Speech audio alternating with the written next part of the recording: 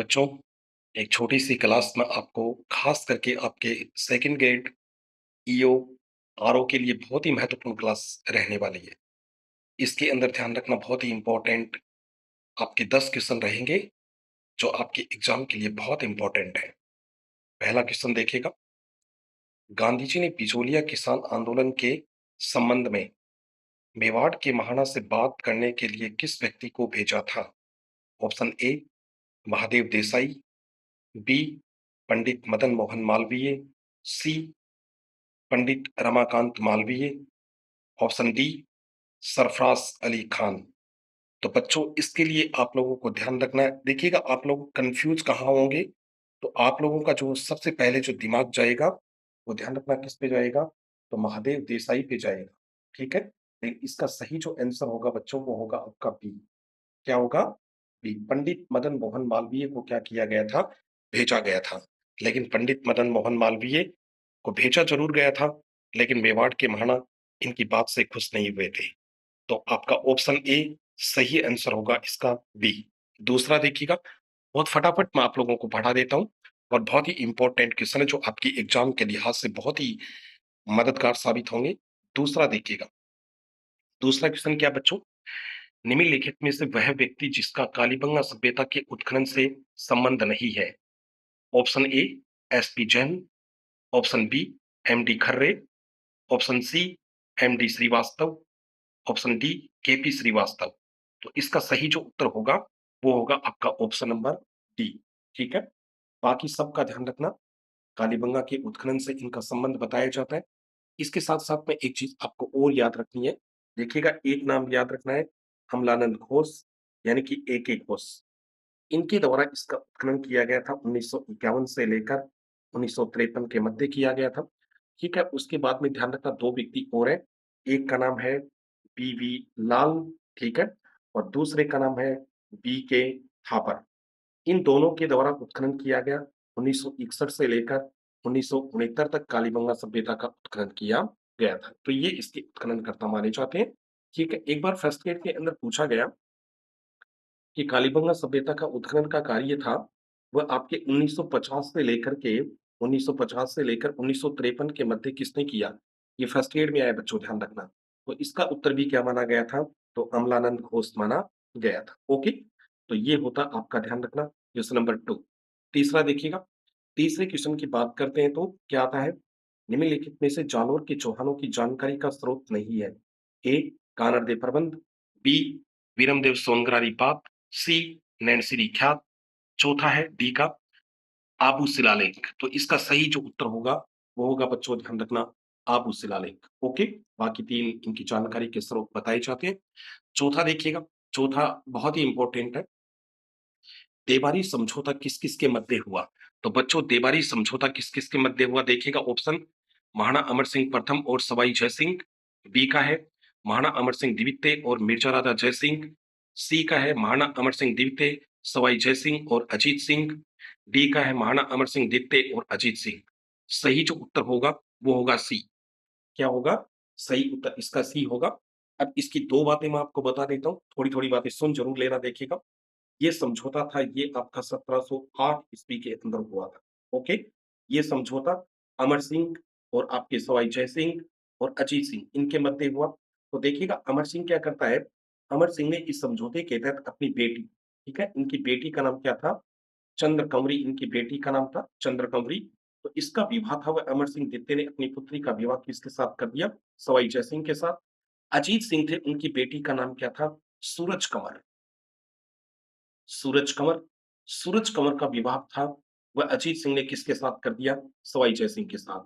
अब देखिएगा, अमर सिंह था, उसने विवाह किया सवाई जय सिंह के साथ अपनी पुत्री चंद्रकंवरी का। तो शर्त रखी कि चंद्रकंवरी से जो बेटा, जो उत्पन्न बेटा पैदा होगा, पुत्र उत्पन्न होगा, वही आगे चलकर जयपुर का उत्तराधिकारी बनेगा। यानी सवाई जय सिंह की मृत्यु के बाद जयपुर का अगला उत्तराधिकारी कौन बनेगा? चंद्रकंवरी से उत्पन्न पुत्र। ये शर्त किसने रखी थी? ये अमर सिंह द्वितीय के द्वारा रखी गई। ओके, फिर आगे चलकर देखिएगा आपके 1728 के अंदर, ठीक, पहले इसकी बात कर लेते हैं। तो देखिएगा, इसके द्वारा किसको जन्म दिया गया था? इसके द्वारा आगे चलकर माधो सिंह को जन्म दिया गया। सूरज कंवर थी, इसके द्वारा आगे चलकर किसको जन्म दिया गया था? तो ईश्वरी सिंह को जन्म दिया गया। किसको जन्म दिया गया? ईश्वरी सिंह को। ईश्वरी सिंह का जन्म था वह 1722 के अंदर हुआ और ध्यान रखना माधो सिंह का जन्म था वह 1728 के अंदर हुआ। अब बड़ा कौन हुआ? ईश्वरी सिंह। इसका हम कहते हैं कि सवाई जय सिंह की जब 1743 ईस्वी के अंदर 1743 के अंदर सवाई जय सिंह की डेथ हो जाती है, तो ध्यान रखना अगला उत्तराधिकारी कौन बनता है? ईश्वरी सिंह। इसी बात को लेकर आपके जयपुर के अंदर उत्तराधिकार संघर्ष की शुरुआत हो जाती है।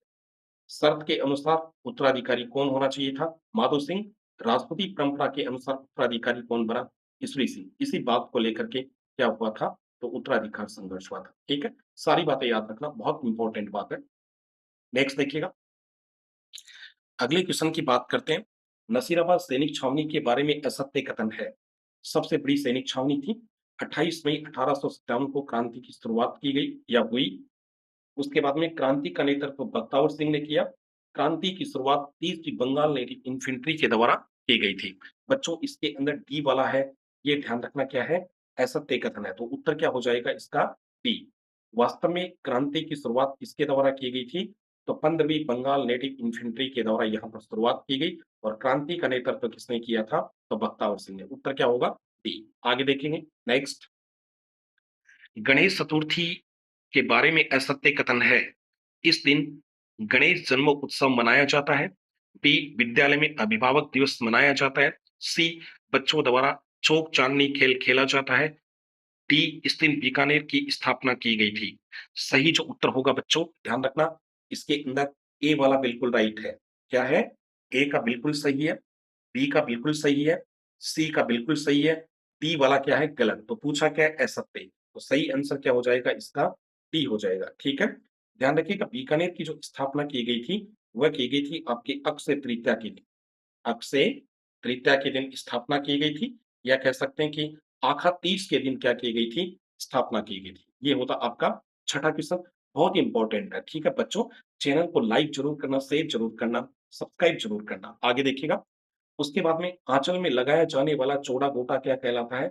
ऑप्शन ए लप्पा, ऑप्शन बी लप्पी, सी बाकली, डी चंपाकली। ठीक है? तो सही उत्तर होगा आपका क्या? ए।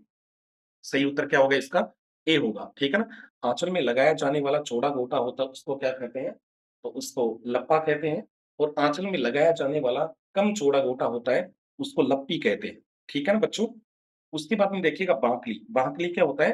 धातु होता है ना, धातु। उस धातु की बनी एक क्या होती है? बेल होती है। उस बेल को क्या कहा जाता है? बाकली कहते हैं।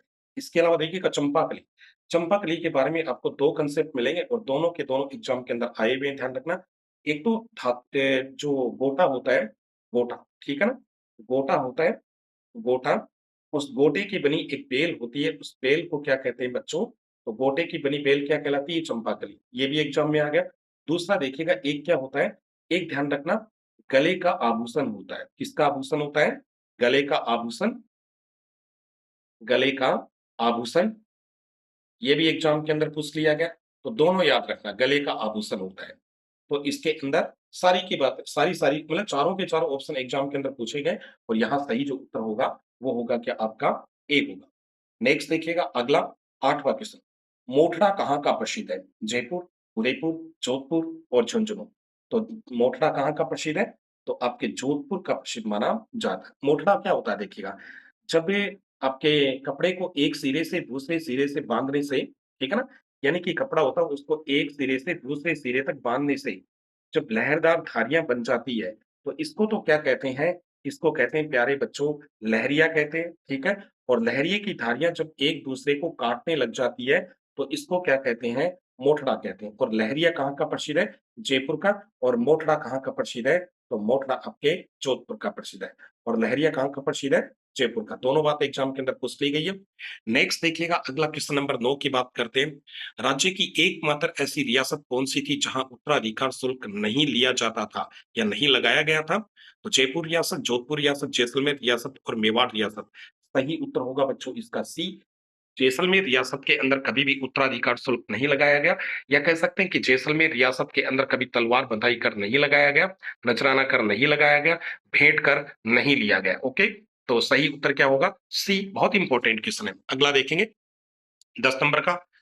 आज जन कवि की जुगवाणी साथिया, जागन रो दिन आयो।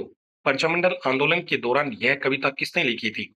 माणिक्यलाल वर्मा, भंवरलाल सर्राफ, गणेशीलाल उस्ताद और जय नारायण व्यास। सही बच्चों सही जो उत्तर होगा वो होगा, ध्यान रखना, आपका सी। ये गणेशीलाल उस्ताद के द्वारा लिखी गई। और गणेशीलाल जिस प्रजामंडल से संबंधित थे, उस प्रजामंडल का नाम बताया जाता है मारवाड़ प्रजामंडल। मारवाड़ प्रजामंडल या जोधपुर प्रजामंडल, जिसकी स्थापना की वह 1934 ईस्वी के अंदर जय नारायण व्यास के द्वारा स्थापना की गई थी। कहते हैं कि गणेशी लाल उस्ताद थे, ये जोधपुर के थे, मारवाड़ के थे। और इन्होंने सरकारी नौकरी से त्यागपत्र दे दिया और अपनी कविताओं के माध्यम से, ठीक है ना, अपनी कविताओं के माध्यम से लोगों के अंदर जनजागृति का कार्य इन्होंने प्रारंभ किया।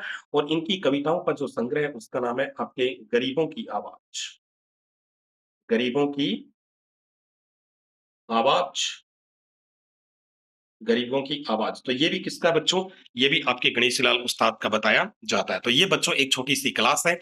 आपको कैसी लगी कमेंट करके ज़रूर बताएँ। ध्यान रहे सेकंड ग्रेड ईओ, आरओ के लिए बहुत इंपॉर्टेंट क्लास है। चैनल को सब्सक्राइब ज़रूर कर देना। Okay, thank you.